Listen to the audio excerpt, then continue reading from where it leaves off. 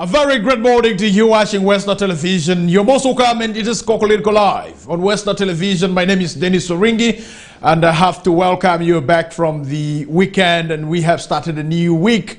And today happened to be 10th of July 2023. Yesterday, Uganda joins South Sudanese in celebrating the Independence Day right there. And so South Sudanese celebrates a 12th year of self-rule right there. And so in Uganda, the ambassador to Uganda was able to really attend in person in the event that was organized to celebrate the South Sudan independence right there for you. And so key issues that were mentioned during the celebration, the issues to do with the peaceful coexistence between the South Sudanese and the Ugandans, and also issues to do with trade, and talking about rejecting the trucks carrying grains from Uganda to South Sudan, and what need to be done in particular to harmonize such situation right there. And so the ambassador of South Sudan to Uganda promised to work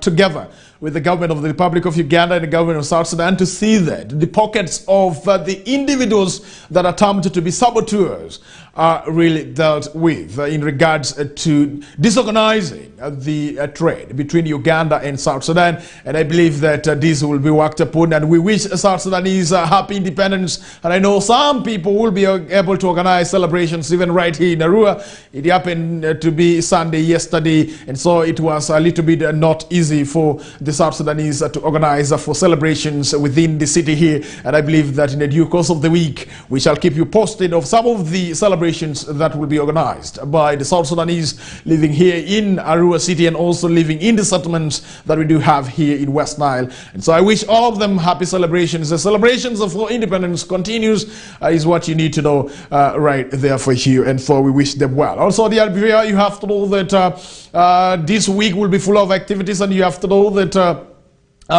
the Bishop of Nebi Catholic Diocese, Right Reverend Raphael Pomoni Wakurash, will be sharing a meeting of preparations for next year's Uganda Martyrs Day celebration that will be celebrated by Nebi Catholic Diocese. And so the meeting will be at Naguru, and this will be today at exactly that is 5 p.m. right there. So the Bishop Ordinary of Nebi Catholic Diocese will be joining for that fast preparatory meeting for the Uganda Martyrs Day celebration for the year 2024 that will be animated by Nebi Catholic Diocese. And so all the Catholics in Nebi Catholic Diocese, those in diaspora, those in West Nile, we can join Nebi Catholic Diocese in preparing for the Uganda Martyrs Day celebration next year. As a staunch Catholic, and I believe that I am one of those Catholics, I will also join to support this, because it is really a very good initiative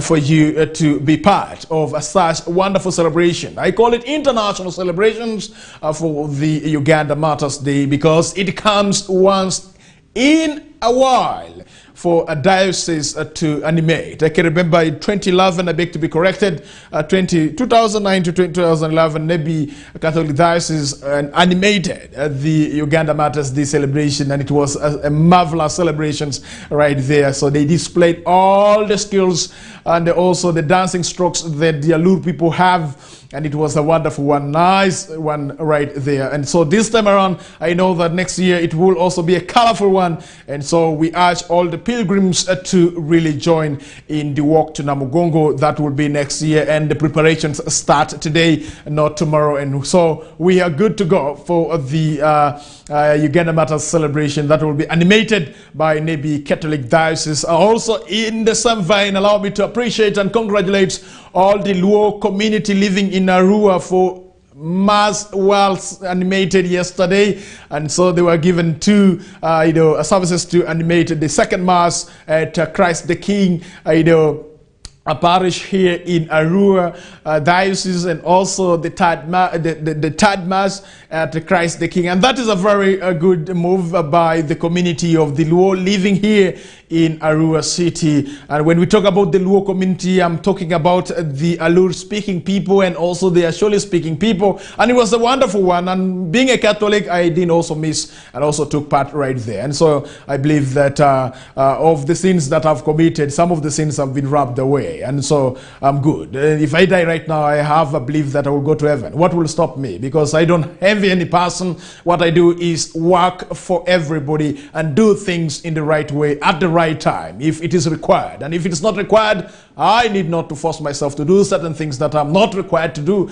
And so that is what I can really let you know, that it is good to live in a world where you really participate as a community, because all of you are human beings, and it's easy for you to do things like human beings, not like cats and dogs, not like donkeys and horses, but it's important that you do things like human being. And it's important that we should be able to do things in the right way, in the right direction, so that you move spiritually and also physically. You need to develop, and whoever does not want to spiritually develop, you will wait for the last time, the last moment of your life, and then you will be able to call on a teacher or you call on a priest to come and bless you, so that you really seek the attention of the Almighty right there.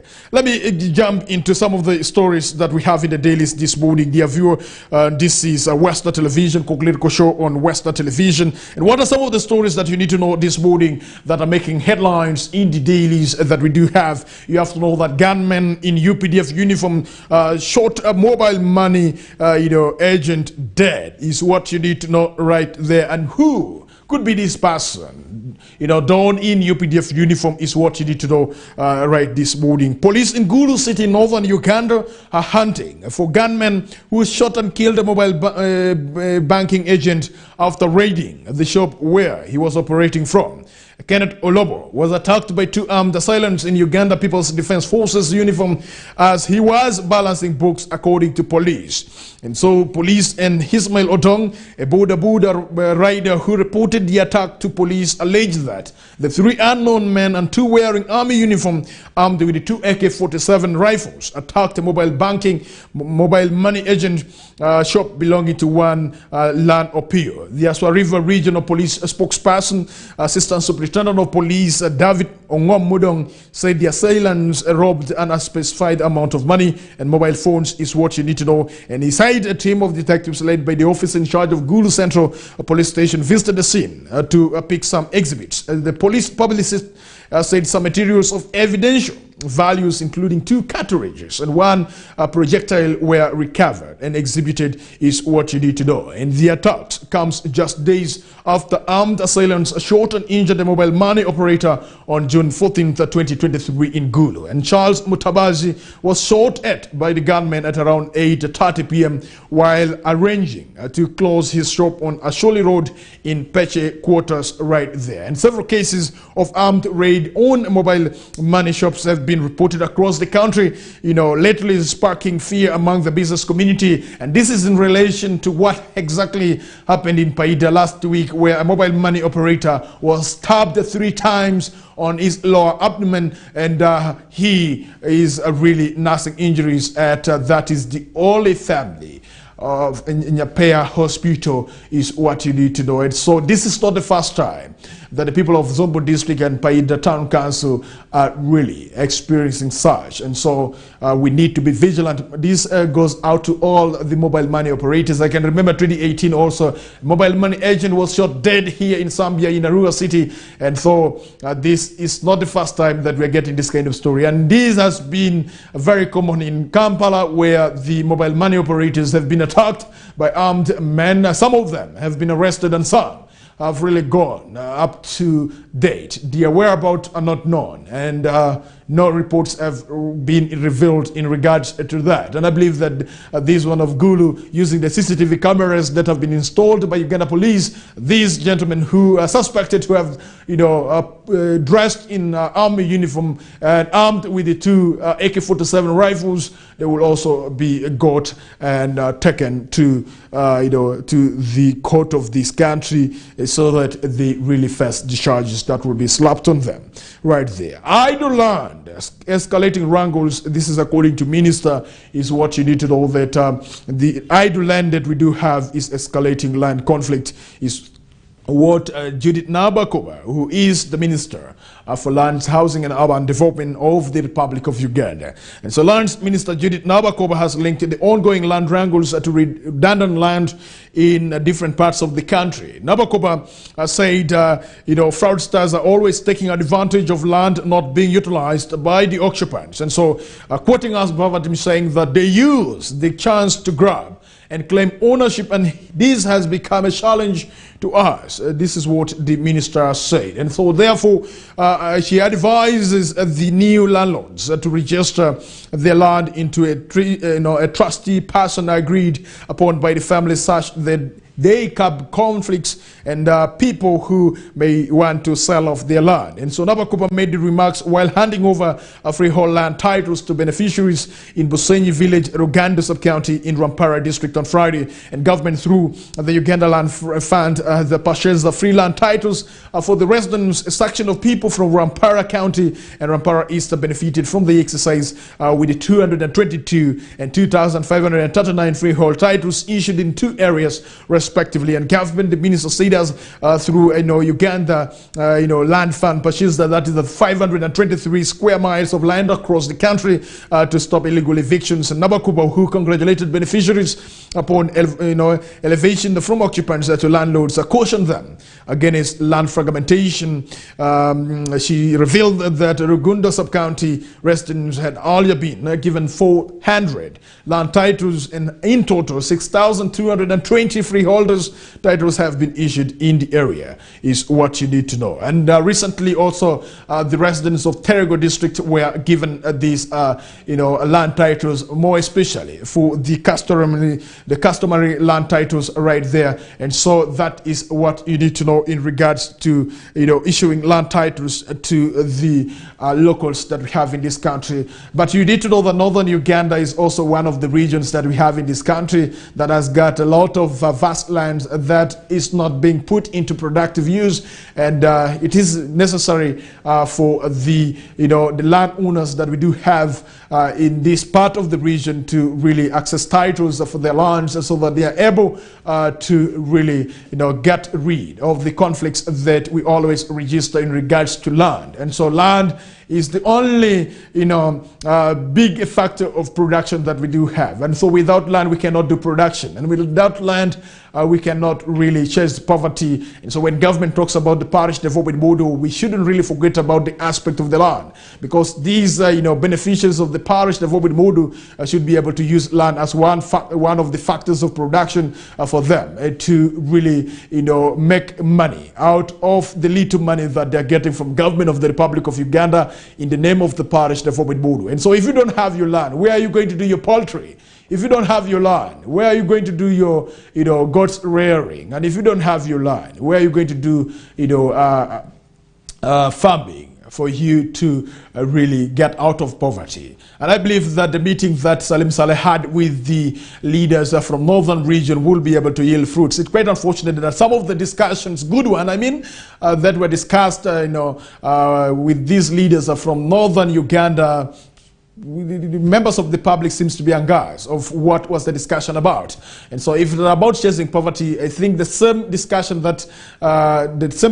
that were had should also be really disseminated to the members of the public, so that they get to understand what exactly transpired and what is the plan of the government in regards to the usage of the abandoned land that we do have in the northern part of this country. And so this should be the conversation that we should be able to have. I've been told that the RDCs and the RCCs of the cities and also the districts that we have from this region were able to attend that particular meeting that was fortnight ago. And so I believe that the good part of the discussion will be disseminated to the members of the public to get to understand, so that they're not surprised seeing something happening in the region. And so that is the way to go. As leaders, we should be able to share information and disclose what were the major agenda of the meeting for the members of the public to get to understand, so that they move on the same pace with the people with development mind right there for you. Resident investor face-off over eviction is also another thing. When we talk about the issue of land, you have to know that some people disguise as investors and then they come to grab the land belonging to the grandfather of Denis Oringi, and that's quite unfortunate right there. I'm not saying that my grandfather's land has been grabbed, but nobody can tamper there because the land belongs to my grandfather. And if you are an investor and you want to invest on that land, you have to use the right procedures, because the human beings who live on that land and they live around that land, and so you cannot just come from somewhere and then start claiming that this land belongs to you. How? Were you there? Do you know the history of the land? Were you there when these people were clearing the bushes that existed there before? Now it has become a fertile land that you want just to come and grab, and then you begin, investing. And so residents, investors, face-off over eviction is what you need to know. That speaking at the commemoration of Heroes Day on June 8th, 2021 at the Kolora Independence Grounds in Kampala, President Yoweri Kaguta Museveni, said the Milo land tenure is evil and should be dismantled. These were words of President Yoweri Kaguta Museveni, and Museveni expressed particular disapproval of the Milo land tenure, one of 4 land holdings provided under the Constitution of the Republic of Uganda, for alleged rampant evictions of Bibanja holders. And so the other tenures are customary, leasehold and freehold. And so residents of Kazinga village in Nakifuma, Naglama Town Council, Mukono district, who had repossessed their Bibanja on orders of State Minister for Lands, Samayanja, have been evicted. And so the resident claims that they were evicted by UPDF soldiers. So do we have are soldiers now meant to evict people of their land? This is another issue that we need to have a discussion about. What are the roles of Uganda People's Defense Forces? I have never read anywhere in the Constitution that Uganda People's Defense Forces should be responsible for evicting people of their land. And this discussion has to be really frantic. This is not the first time that the UPDF soldiers are being mentioned up in regards to evicting people from the land. We have a case of land here in Arua City where we have seen, I have personally seen, UPDFs together with police, coming in full force to really act in favor, of the suspected land grabber and leaving the poor households to languish in abject poverty. And nobody seems to care about the plight of these poor people here in Arua, in Zambia. And so discussion has to be done around there. Why should we always tend to lean on those who have money and we leave those who don't have money to suffer at the expenses of those who have money? It's quite unfortunate right there that we live in a world that people don't feel for those who don't have money. People want to feel only for those who have money, and this is quite unfortunate right there. And so the residents claim that they were evicted by UPDF soldiers hired by an investor, and no, they use money to hire them, because when they put on their uniform and they have the AK-47s right there on their hands, and so for you who has nothing, what can you do? And so they take advantage of that. And so the resident said that these are people who evicted them are UPDF soldiers hired by an investor, Ismail Mohammed, who claims ownership of the 50-acre piece of land. And so on February 25th, Minister Mayanja, during a meeting held in Kazinga village, directed that the residents will return to the 50-acre piece of land right there. But the tenants, told Daily Monitor that the minister's orders have not been respected, because when they tried to use their land, the UPDF soldiers chased them. And so they added that the investor has started planting markstones on the land and putting roads, destroying the crops under the supervision of the soldiers right there. And so Farida Namakula, one of the affected residents, said she has been on the land for more than 30 years and was born there. And how old is this investor who has come to claim this land is also another story that we need to get for you right there. All right, more in the stories that we have in the dailies here. Afonye died while talking on phone with the wife is what you need to know. The Kampala tycoon Afonye, who came to the limelight during the distribution of food during COVID-19 to the vulnerable households that we do have in our country, Uganda. And you remember the grains that were distributed by Afonye, company right there. And so this is when the members of the public started to understand who Afonye is. And he was one of those who really developed Kampala, capital city. Notable people in attendance at the vigil were Deputy Speaker of Parliament of the Republic of Uganda, Thomas Tayebwa, Dr. Rugunda, former Deputy Attorney General Mwesigwa Rokotana, Minister of Justice and Constitutional Affairs, Norbert Mao, and businessman Haji Omar Mandela. These were the people who came in full attendance of the vigil mass of late Afonye right there. And so, quoting from, what the wife has said, that we were on the phone as he approached Itoja, the point of the accident. He told him to please travel safely, and he replied that they would go well. And then the phone went dead. I called again shortly after, but it was busy. I called again and it was busy. Then a call came through and I was told that my husband had died. And so these were words, these are words of the wife of late Afonye right there. And so those are the words of the grief-stricken evangelist and Nyega Mehe, wife to business magnate Apollo Nyega Mehe, popularly known as Afonye, who really perished in a motor accident, last Thursday evening on the Mbarara Kabale Road.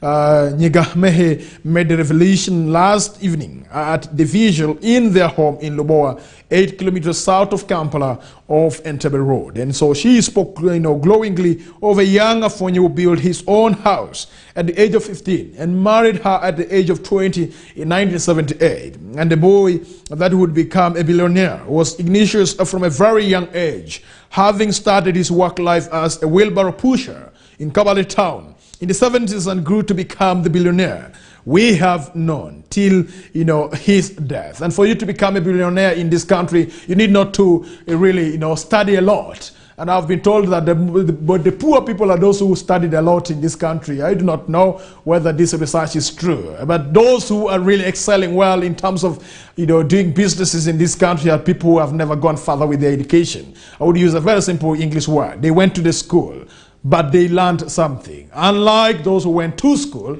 and they learned nothing and they cannot make money for themselves. But the beauty about the life of Afonye is that where he started from as a wheelbarrow pusher, and that means that no condition is permanent. You might be poor today and people can despise you today, but tomorrow you can be a very good person and you can really become a billionaire in life. And so you have to stick to what you're doing for you to achieve what you really want to achieve in life. It's quite unfortunate for those who don't have reason to live, and they think that what they have right now is everything for themselves, and they think that others cannot really prosper. Imagine a wheelbarrow pusher turning out to be a billionaire in this country, and that speaks a lot when life, when we talk about life. And let me tell you something, that when he perished in that accident, it was a poor woman who removed her kitenge and really covered him with, and that speaks a lot in life. I believe that we are understanding this, that it's not about money, but it's about who you are and how you live your life. Money is something else. Life is also another something else. And what happens is that when you die, life separates from wealth. The wealth remains the other side. Life goes this direction. And how many people will follow your life? And how many will follow your money? And that is the time that you get to know whether you have been a right person in life or you have been a wrong person in life. And for those who think that what they have in possession is enough for them to drive and do anything that they want to do in this country, you have to understand from this simple life story of late Afonye. May his soul rest in eternal peace as we all walk the journey to that life that we hope to live after life on this earth. And President Yoweri Kaguta Museveni says that life is that he really castigated those who say that this world is not our home. He says this world is our home. So we should live in this world and do everything that is right on this earth. And so that is quite unfortunate right there. So may his soul rest in eternal peace. And so we shall be keeping you updated about his burial arrangement right there. And so we wish him well in the next life that he has enjoyed.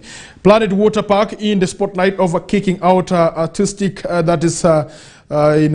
client is what she did to do. Artistic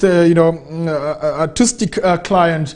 This is a person who has some disorder, and so when this mother went with her child to the Planet Water Park, what happened was that the manager was able to order this woman to remove her child, and not to really swim in that pool of water that other colleagues' children were really swimming in. And so this was really so bad for the management of the Planet Water Park for really disallowing this woman to allow her child to really swim in that pool of water. And it's quite unfortunate right there that we tend to segregate and discriminate some children because of their physical disorder, which should not be the case. We should really embrace each and every human lives that we do have, because all of us, we are human beings. We are the same. God has gifted us differently, and so we have to really appreciate our condition now, and also appreciate other people's condition. They never wish to have such condition. Nobody wishes to be poor in this world. They also struggle, but because of conditions cannot make them be rich. And then secondly, also the disabled persons that we do have, much as they do say that they are able persons, they never wish to be like that. Nobody really prayed to be, that God created me that way. They found themselves in that situation. And so when they are with us, we need to embrace them and give them the accompaniment. We have to give them, love, so that they are able to really, find reason to live a life in this world. And so if we cannot really, embrace them, and then we make life for them very, very difficult, is what I need to communicate to you right there. 4 family members died from mysterious disease in Kayunga is also another story. Kayunga over the years has been in spotlight of a mysterious death, and so this is not the first time I'm getting this kind of story from Kayunga. I think around 2009, 2007, 2009, there has been a lot of issues to do with mysterious death in Kayunga district. I think Kayunga district is one of the unique districts that we have in this country. As Dennis Oringi, I need to tour that district and get to understand the life of people there and how they live their life, because each and every time when you talk about death, Kayunga will not fail to be mentioned in here. And so 4 persons have really perished as a result of mysterious, disease that claims the lives right there. And so seeing Africa through that is the Holder Bumped art collection is what you need to know, and you can read this story from the Daily Monitor right there. And then Members of Parliament order, that is what you call the audit into Kampala Roads Coast, is also another things that the Members of Parliament are really advocating for. It's already 8 minutes past the hour of 8 a.m. right on Westnile Television. Let's go for a break, and when we come back, we still have more stories for you right here on Westnile Television. My name is Dennis Oringi. Good morning.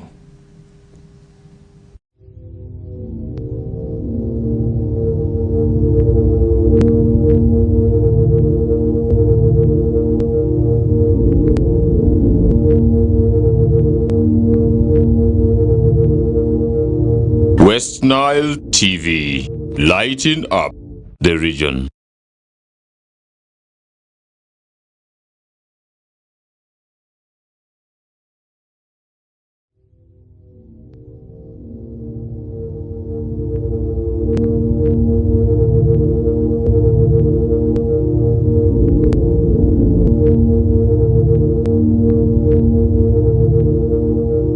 Westnile TV, lighting up the region. Get more for less on Star Times this Easter season. Cartoon channel for best children entertainment. New global series. Local drama on Makula TV and football all around the world. Simply make weekly or monthly subscription and enjoy upgrade to the next bouquet. For classic or super bouquet customers, subscribe for a month and enjoy 5 days extra. Family time with Star Times. Star Times is regulated by UCC.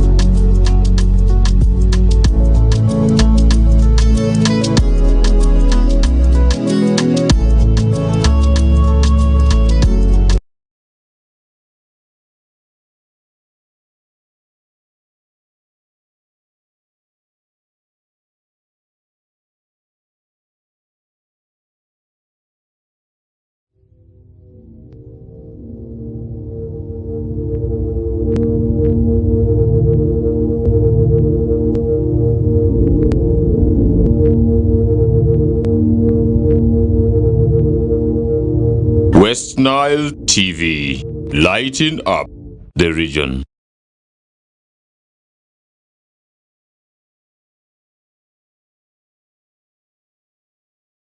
And thank you very much for joining us. You're still watching Westnile Television, KOKOLIRIKO Live. And my name is Denis Oringi. I'm here to give you every information that you need to know. All right, dear viewer, you have to know that HIV in prisons is a ticking time bomb right there for you.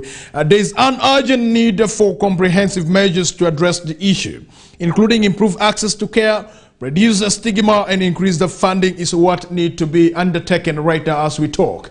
And so a new House report released midweek has revealed that the human immune virus HIV prevalence in Uganda, in Uganda's detention facilities is more than 3 times the reported national average is what you need to know. And though the report drafted by the parliamentary committee on that is HIV/AIDS in March, for instance, states that in Dianga prison in Kiradongo district, the prison facility recorded 18.7%. Gulu prisons recorded 18.6%. And Kitgum prisons at 10% HIV prevalence respectively. And so in odds, the aforementioned findings were in agreement with the Uganda Prison Service, Sero-Behavioral Survey report published in 2019, which revealed that HIV prevalence among prisoners was at 15% and among staff at 12%, while the latest national community average is 5.4%.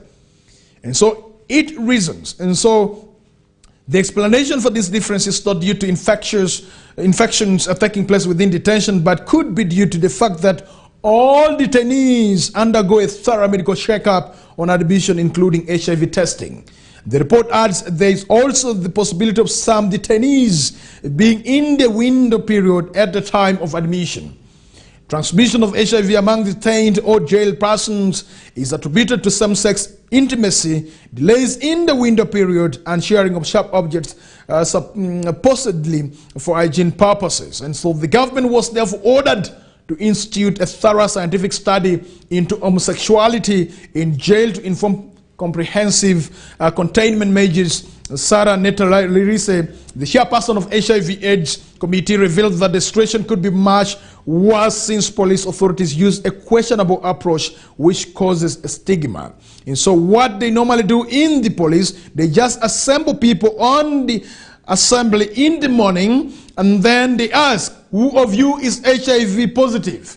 The issue of privacy isn't adhered to, she says. And so this goes to police, that when you're asking these detainees, you have to use the right approach to get information from them, and so that the person does not feel stigmatized. Because if you ask publicly during the assembly that in UPDF we call it fall in, it is not right. And so let's respect and accord these people some dignity when we want to obtain some information from them, and so that we get the right figure and the right statistics in regard to HIV in prison. And so Netalisri says the stigma surrounding HIV has made it difficult for prisoners to openly disclose their status, leading to drug resistance and adherence challenges. And capacity crippled, the conditions within the said facilities could worsen the situation due to the inadequate capacity of police and Uganda people's Uganda Prison Services to provide therapy and medical support to HIV patients. It was discovered that the police had only 13 accredited antiretroviral therapy centers, while Uganda Prison Service had only 45 accredited centers, which the committee finds inadequate given the number of clients who may wish to seek HIV services. Now, the 13 police facilities are located in Zambia, Naguru, Jinja, Torombale, Katakwi, Gulu, and Arua, with the others in Hoima, Kabarole, Mbarara, Rukunjuri, and Masaka districts. Some police stations in the districts of Amuru and Bukoma and Simbi did not have police health centers to provide health care services to suspects, police officers, their immediate family, and the immediate communities who may require HIV service delivery. The report reads, the committee also reported that the government had recruited as few as only 4 health workers to attend to and provide HIV health care services to suspects.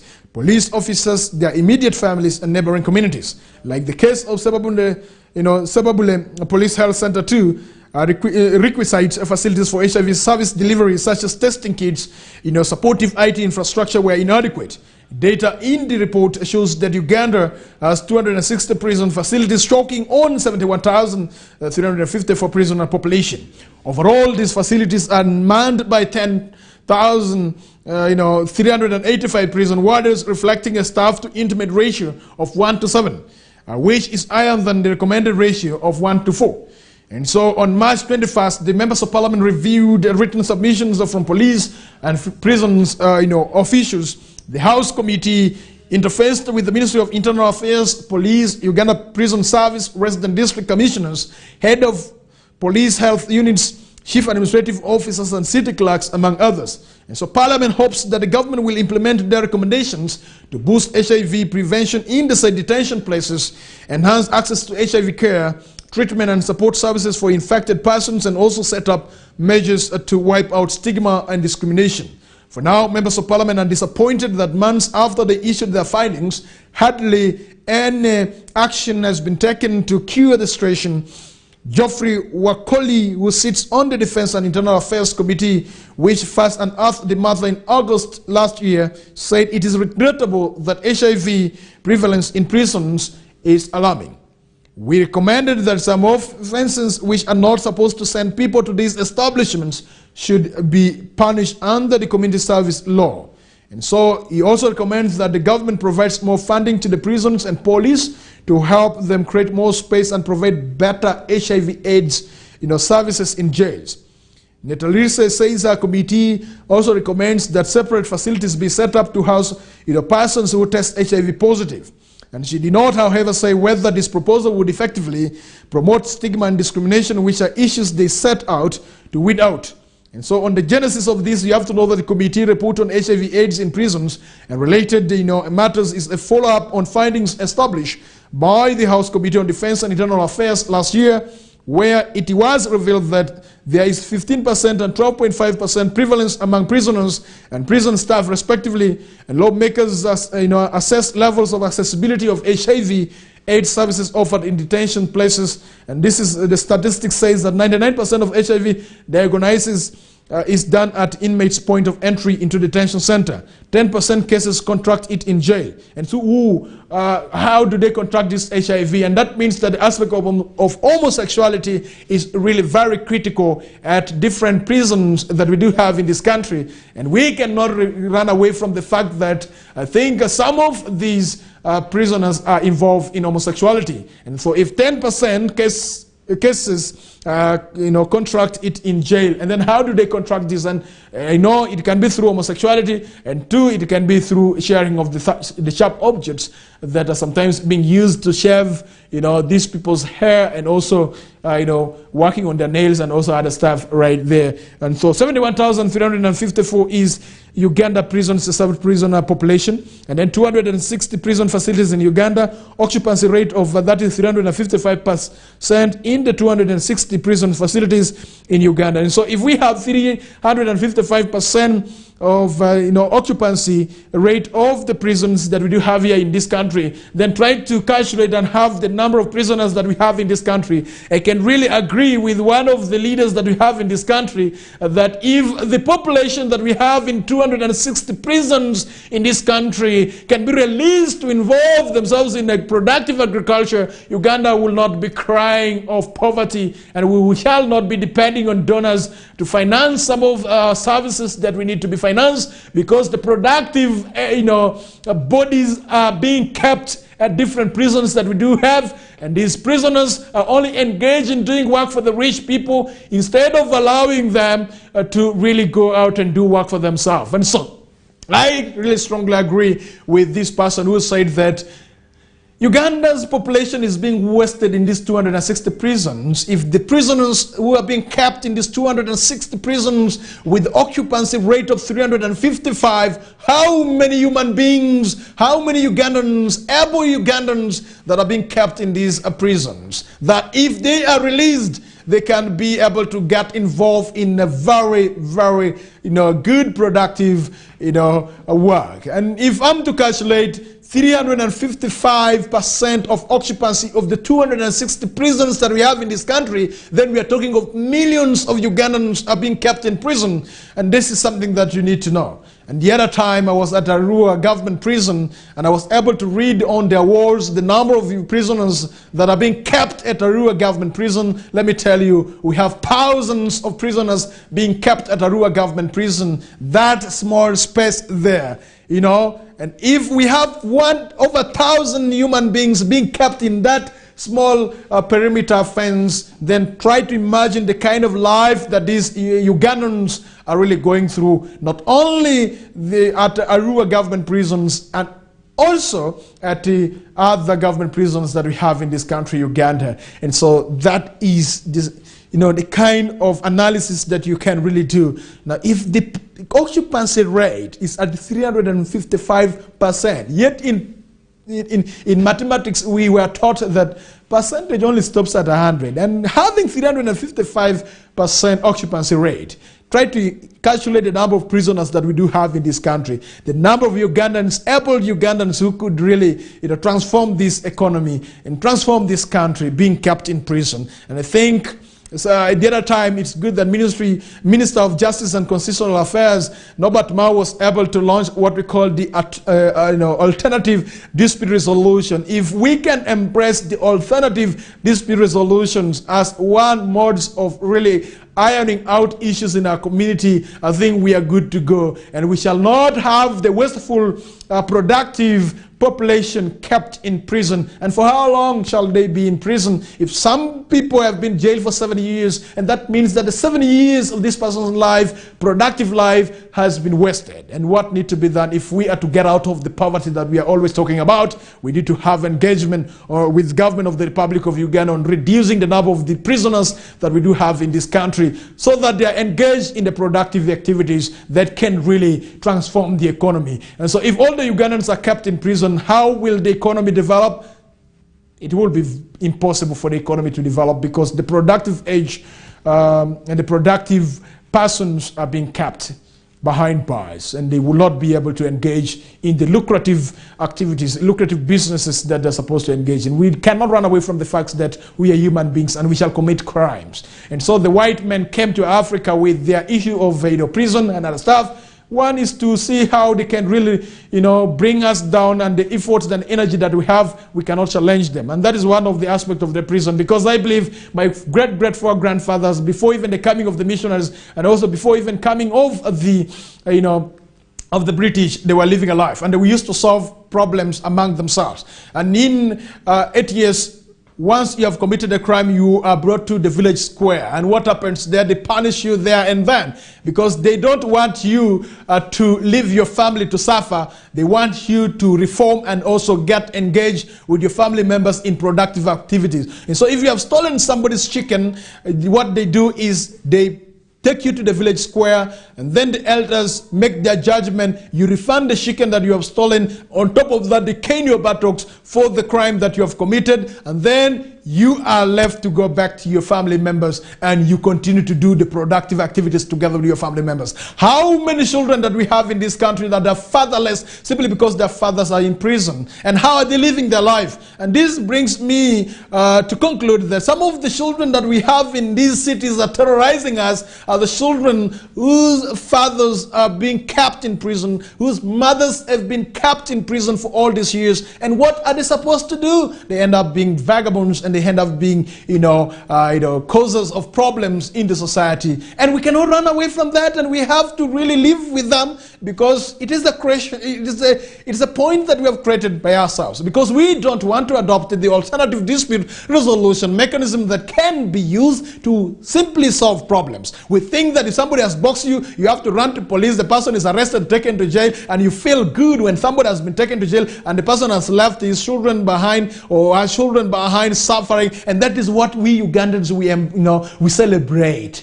That so-and-so has been in prison, that's good. You don't understand that this person's absence in his or family contributes a lot of negative aspects of life, especially to the children that have been left behind. And whenever I pass around any government prison that I have in this country, I just shed tears for those that have been left fatherless, for those who have been left motherless. And you know the contribution of these persons I am talking about in the growth and development of each and every person. And you cannot be upright if you don't have your mother and if you don't have your father. Automatically, psychologically, you will be affected.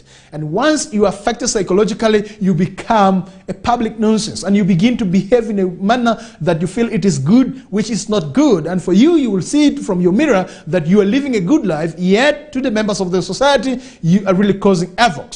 And so I urge the leaders that we have in this country, can we go down to begin, sensitizing people to adopt what we call the alternative dispute mechanism to iron out issues in our society. If we are to continue fighting poverty that we are talking about here, when we talk about poverty, we forget about the number of Ugandans that have been kept in prison, and we tend to focus on, petty issues, yet big issues are supposed to be dealt with. I am not against the law of this country, but I am trying to propose for alternative dispute resolution mechanism that can be adopted and it cannot affect the economy of this country. Currently, we are talking about the 52.7 trillion budget of the Republic of Uganda.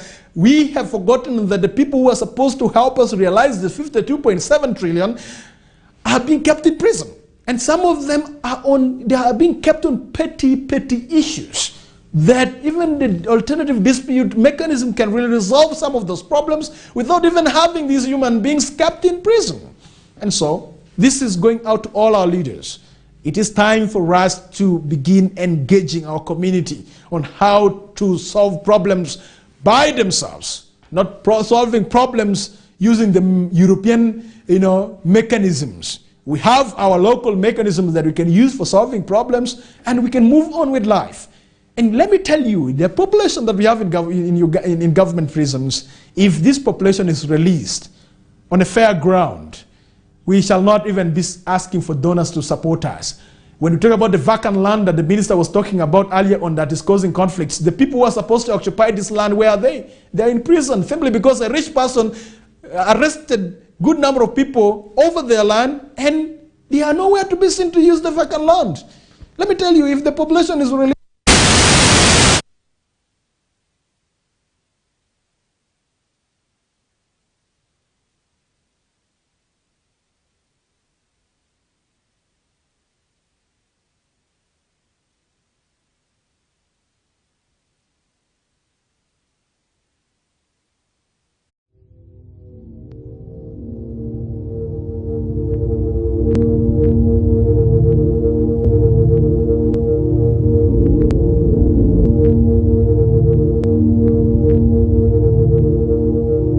Westnile TV, lighting up the region.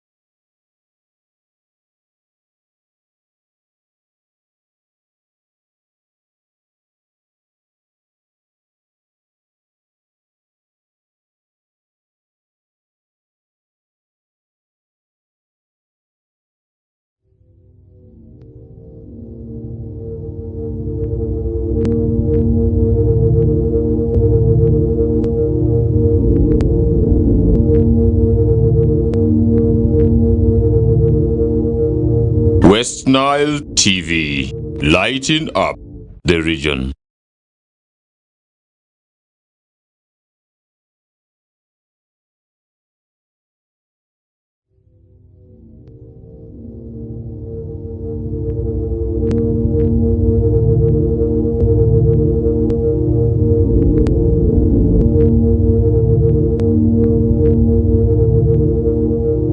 Westnile TV, lighting up the region.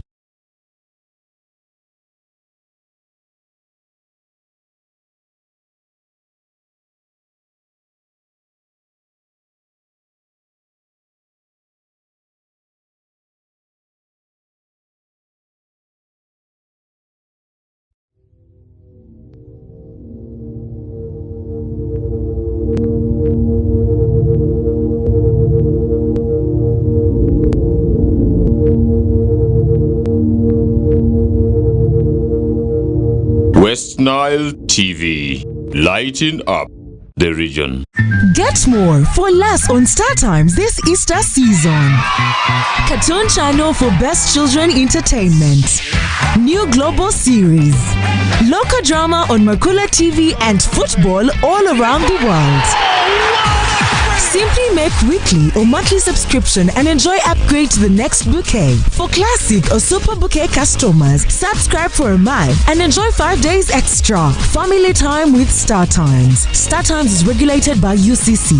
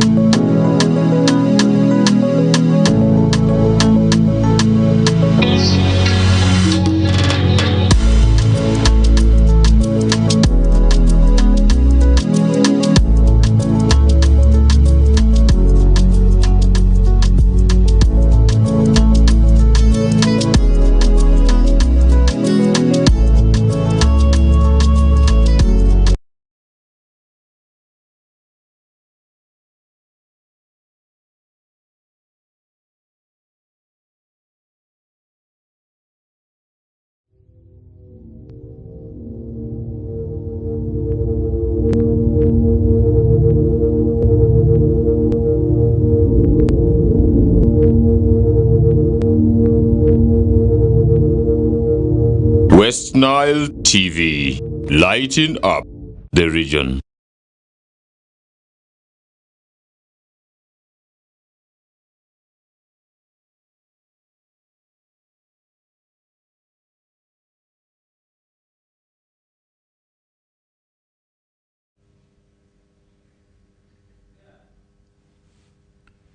All right, well, be back and thank you very much for joining us. You're still watching Westnile Television, KOKOLIRIKO Live. Church of Uganda Archbishop, Right Reverend Dr. Stephen Kazimba Mugalo has called for calm among the Christians of Luero Anglican Diocese.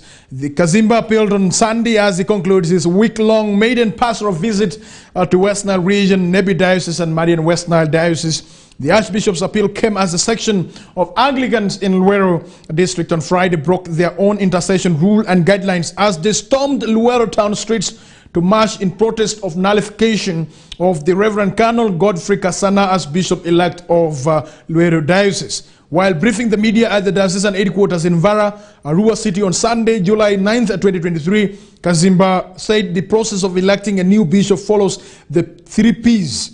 That is the policy, protocol and procedure, saying there is no cause for alarm. Kazimba was on Sunday also expected at St. Mark's Cathedral, Luero Diocese, on Sunday, July 9th, for the official handover of the pastoral staff by the retiring Bishop Elder Nsubuga upon reaching the mandatory retirement age of 65 and hand over ecclesiastical authority to the Archbishop per the Constitution and canons of the Church of Uganda.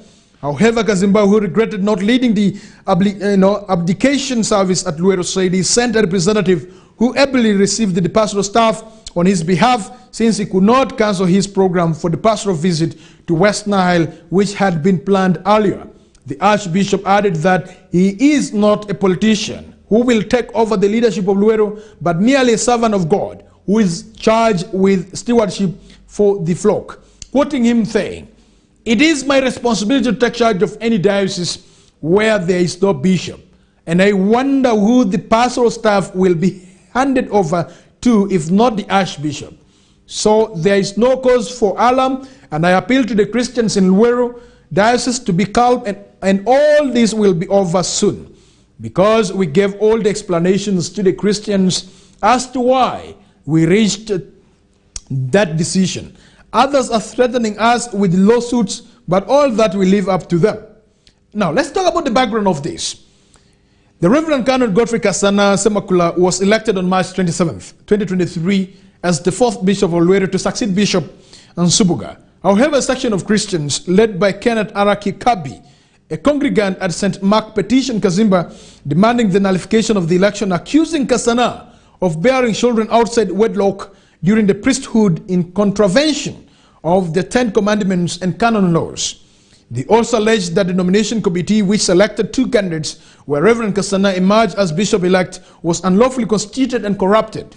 The House of Bishops has ordered fresh nominations following the nullification of the election of Semakula. The statement indicates that the House of Bishops will receive fresh nominations from the next Bishop of Luero and elect on August 1st, 2023.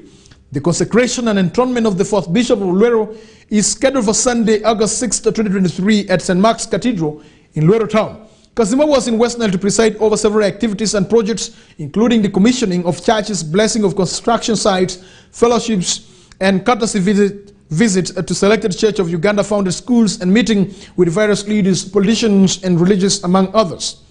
This is what you need to know. And so, finally, the Archbishop of the Church of Uganda, Right Reverend, that is Dr. Stephen Kazimba Mugalo, concluding his, pastoral visit to Westnile right there. And so, yesterday he celebrated Mass at that is Emmanuel Cathedral here in Vara. And so, we really wish him well, and we thank him very much for thinking about Westnile. He spent 2 weeks in Westnile, and so that is something that is so unique of Dr. Stephen Kazimba Mugalo, the Archbishop of Church of Uganda, and we pray that may the good Lord give him good health as he continues to flock the as he continues to take over the flocks of God right here in Uganda and beyond as well.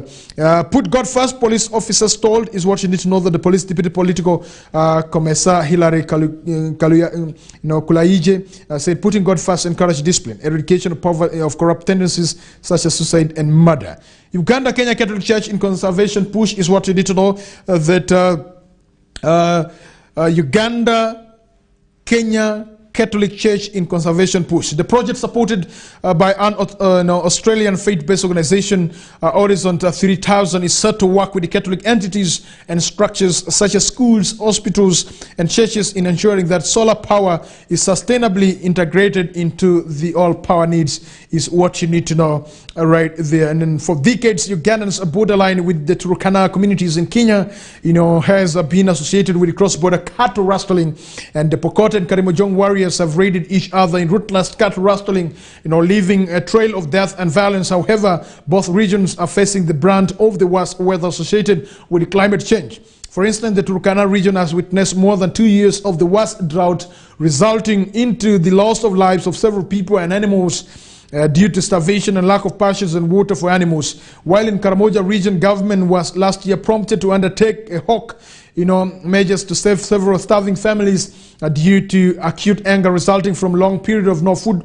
production due to bad weather. The leader of the Catholic Church in the greater, northern Uganda, and the Archbishop of Uganda, John Baptist Odama, and Joseph and Bishop Johnny Mbubi of the Catholic Diocese of Ladwar in Turkana, at a meeting in Kampala on Friday, agreed a cross-border project dubbed the Solar Pledge East Africa to foster clean energy. The current predicaments on both sides of the border have been blamed on grave environmental violations such as mass cutting of trees for charcoal and agriculture-related production, among others.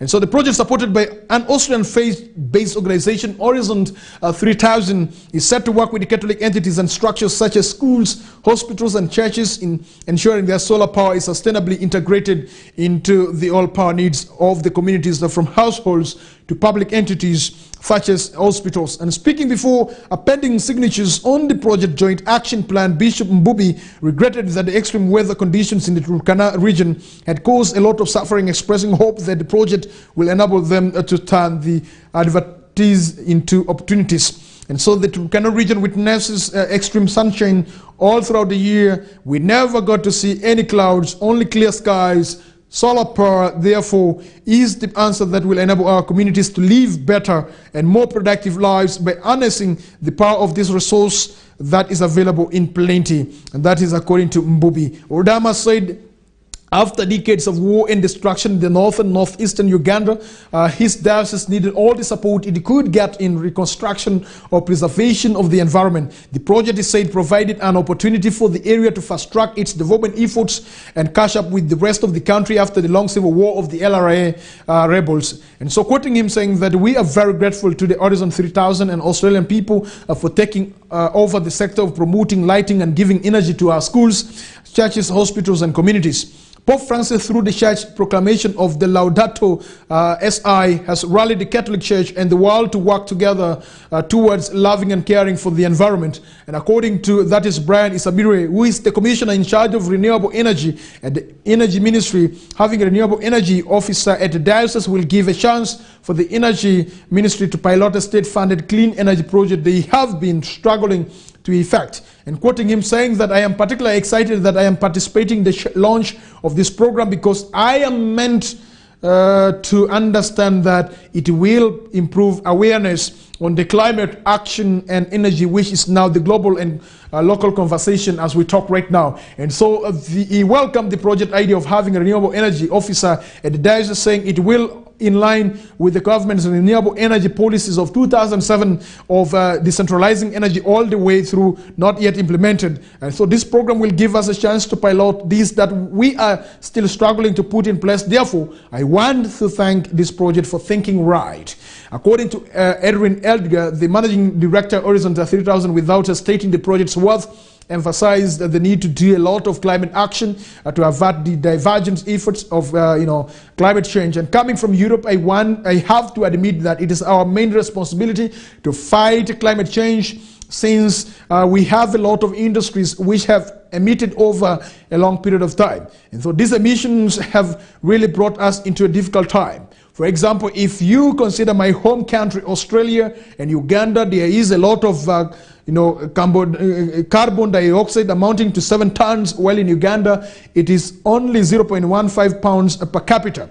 And so he added that this placed a lot of responsibility, on industrialized countries to come up with the climate, actions that Australia was, taking responsibility by announcing that way will increase climate financing by, that is 220 million euros up to 2026. And so he said that currently they are doing the staffing at the piloting, dioceses and will have their technical advisors from Australia to assist in building up this particular project right there. This is a very good news between the Catholics living here in Uganda and the Catholics who are living in Kenya. And this kind of partnership between Uganda and Kenya in addressing the climate change and also using the advanced sun heat that is abundantly being received by both Uganda and Kenya will really be a very good one. And so we really pray that this project succeeds and help the community targeted to benefit from this particular project right there for you.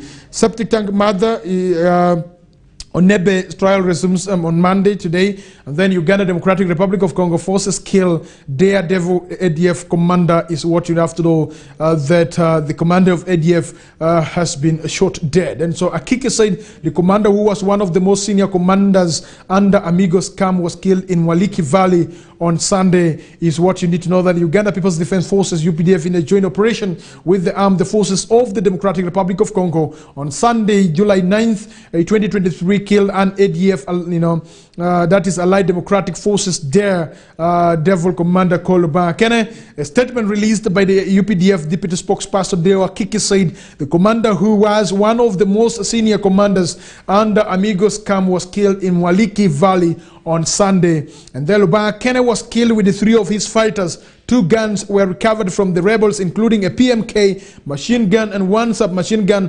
SMG. And then the army said rebels, have been on the receiving end for the last 3 years, for the last 3 weeks, ever since they attacked a secondary school in Lubriha, Kasese, on Uganda-DRC border. And so 43 people were killed following the attack on the school, and 6 other students abducted, is what you need to say. Major General Dick Olum, the overall commander of Operation Shuja and the UPDF Mountain Division, confirmed the death of Lubakene and the recovery of the 2 weapons. The statement reads in part: my forces under Machindi Battalion had a contact early this morning, and Lubakene, a daredevil commander of the ADF, did not survive. We are not relenting on our mission of degrading ADF, Olum said. Olum, who relocated his tactical headquarters to Kasindi in North Kivu, DRC, further confirmed that his troops have so far recovered 10 weapons in the last 3 weeks.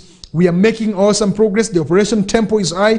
We recover a weapon almost after 2 days, and this is very good. He added the joint UPDF Friday DC operation codenamed Operation Suja that started in November 2021 is aimed at creating peace and stability in Eastern Democratic Republic of Congo for trade and prosperity between the two countries to prevail is what you need to know right there. You can really get yourself a copy of New Vision and you read the full story in regards to this commander of the ADF who has been gunned down. It is quite unfortunate that the name sounds to be a Luo name from that is actually sub-region. And so is what you need to know right there. Dear viewer, let's get to what is happening outside Africa in the world news. You have to know that the BBC suspended a presenter after explicit images, allegations is what you need to know. Right, the UK Culture Minister Lucy Fraser said earlier she had spoken about the deeply concerning allegations with the BBC Director General Tim Davie, who accused her, assured her that the BBC is investigating swiftly and sensitively. And so West African bloc names Nigeria that Tinubu as new head is what you need to know right there. And then Biden leaves for UK NATO summit, and Finland visit is what you need to know right there. The main part of the Biden's Europe trip will be the NATO summit in the Lithuanian capital Tuesday and Wednesday, where the Western allies will discuss helping Ukraine to oust Russian occupation forces is what you need to know. That the President Joe Biden left Sunday for Britain to meet with King Charles III before that is continuing to Vilnius for a NATO summit, then a final stop in new NATO member Finland. Biden departed Dove Air Force Base in Delaware and was due to arrive in Key, US, Italy, and ally Britain late Sunday. On Monday, he meets with the British monarch at Windsor Castle, one of the royal residences for the first time since Charles III's coronation. The US president did not attend the ceremony, sending First Lady Jill Biden instead. Their talks are expected to focus on environmental issues. The White House said Biden will also be meeting with Prime Minister Rishi Sunak at 10 Downing Street. The main part of Biden's Europe trip will be the NATO summit in the Lieutenant capital Tuesday and Wednesday, where the Western allies will discuss helping Ukraine to host Russian occupation forces. And then Ukraine is pressing for admission to the military alliance, but Biden said in an interview aired Sunday with CNN that this cannot happen until the war is over. And so bringing Ukraine in now would mean NATO is at war with Russia, Biden said. And so under its Article 5, NATO is committed to defending any member that comes under attack. It is a commitment that we have all made no matter what. If the war is going on, then we are all in war. We are at war with Russia, if that were the case, Biden said. Biden hopes to use the summit to pressure Turkey into dropping opposition to Sweden's all-but cleared NATO membership bid. Entry requires unanimous consent from all the other members. And so in the interview with the CNN, Biden also suggested he was eyeing the idea of supplying Turkey and Greece with the new or upgraded US-made fighter aircraft as an enticement for Turkey to let Sweden join NATO. And so what I'm trying to quite frankly put together is a little bit of a consortium here where we are strengthening NATO in terms of the military capacity of both Greece as well as Turkey and allow Sweden to come in, Biden said. But it is a play, it is not done.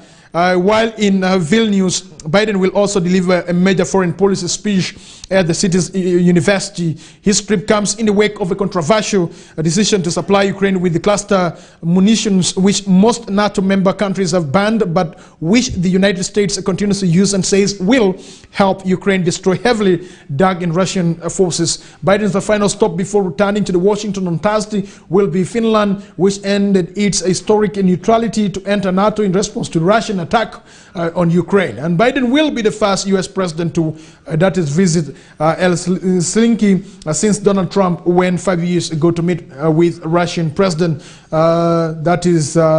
Putin right there for you. And so that's what you need to know is happening in the world of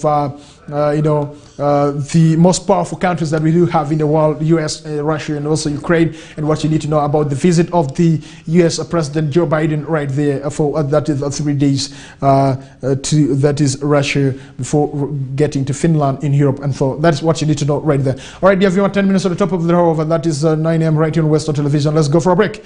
And when I come back, I will be giving some of the stories that are happening in the world of sports right here on Westnile Television. My name is Denis Oringi. Good morning.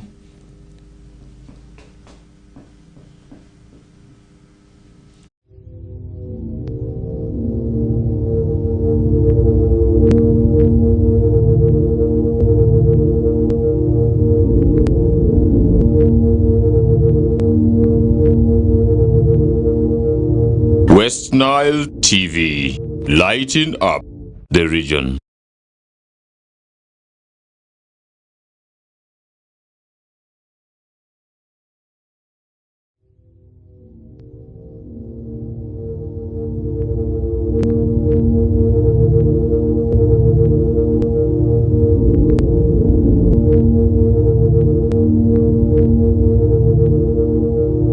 Westnile TV, lighting up the region.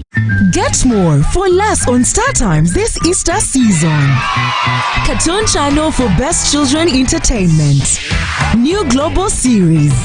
Local drama on Makula TV and football all around the world. Simply make weekly or monthly subscription and enjoy upgrade to the next bouquet. For classic or super bouquet customers, subscribe for a month and enjoy 5 days extra. Family time with Star Times. Star Times is regulated by UCC.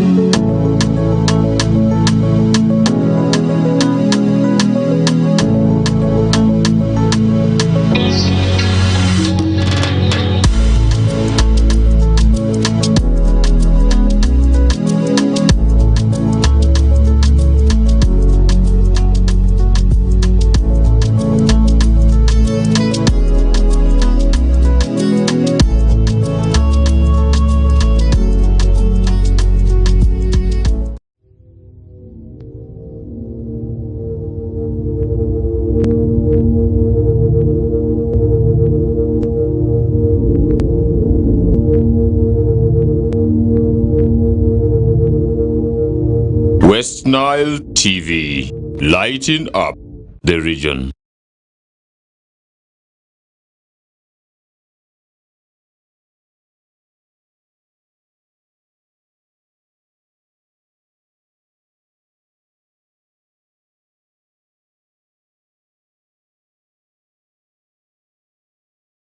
Well, we're back and thank you for watching. 7 minutes to the top of the hour of 9 a.m. right on Westnile Television. Allow me to give you what is happening in the world of sports. It's quite unfortunate that we are talking about the death of former Spanish Ballon d'Or winner Luis Suarez, who died at the age of 88.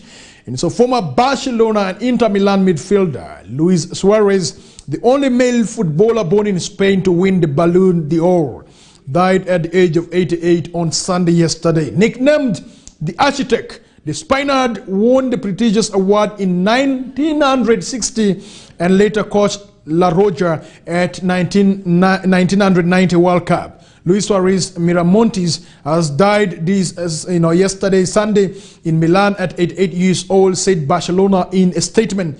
He played for Barca between 1954 and 1961 before going to Inter Milan, where he is also a legend. Suarez was loved in Italy after becoming one of the league's most celebrated midfielders at Inter Milan under coach El Niño Herrera in the 1960s when he followed from Barcelona. Saying goodbye to Luis Sisto leaves us with a deep melancholy. The nostalgia of his perfect and inimitable football, which inspired generations, is combined with the memory of a unique footballer and a great Inter player, wrote Inter in a statement. Suarez, born in La Coruña in 1935, began his career at Deportivo La Coruña before moving to Barcelona in 1954.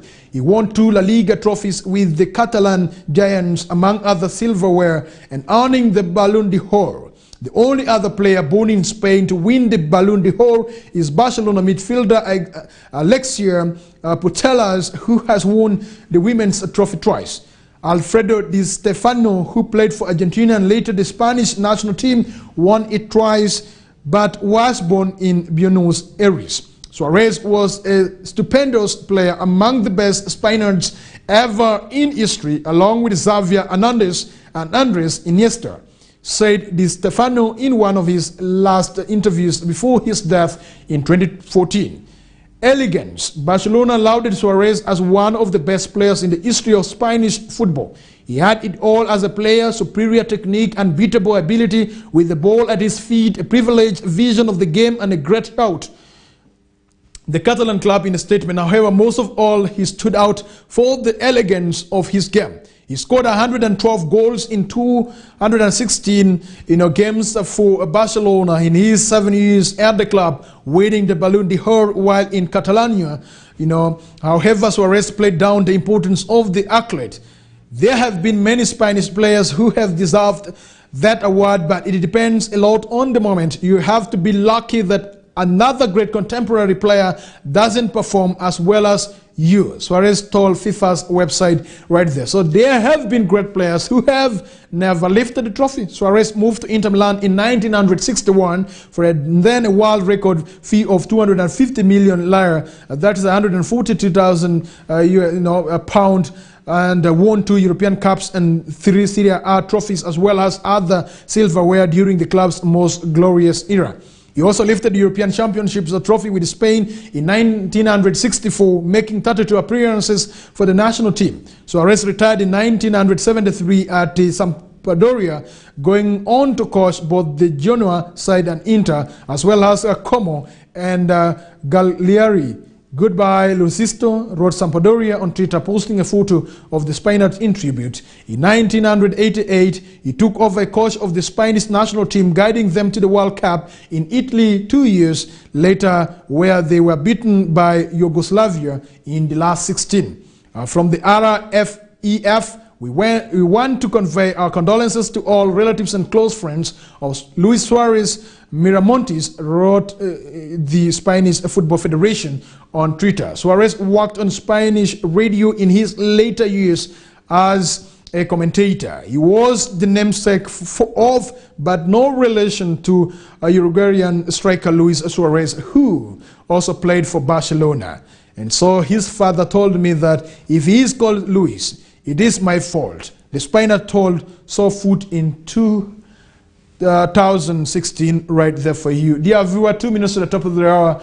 With the death of Luis Suarez Miramontes, we have come to the end of our KOKOLIRIKO Show this morning on Westnile Television, Monday edition. Today happened to be 10th of July 2023. My name is Dennis Oringi. Catch me again when you see me. Good morning.